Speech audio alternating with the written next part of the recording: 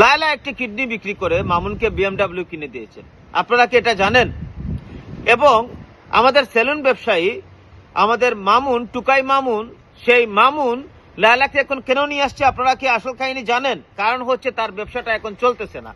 তার ব্যবসা চালাতে হলে লায়লাকেই প্রয়োজন। কারণ হচ্ছে লায়লা এমন একটা প্রোডাক্ট যাকে নিয়ে আপনি যে কোনো জায়গায় যেতে পারবেন, যাকে নিয়ে আপনি ঘুরতে পারবেন, যাকে নিয়ে আপনি যে কোনো জায়গায় বসতে পারবেন, ওপেনলি যে কোনো কিছু করতে পারবেন।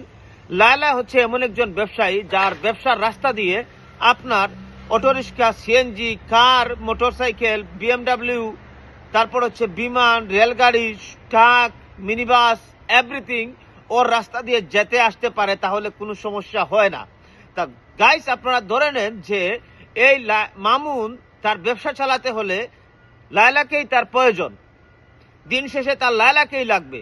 লায়লা একটা কিডনি বিক্রি করে মামুনকে একটি বিএমডব্লিউ কিনে দিয়েছেন।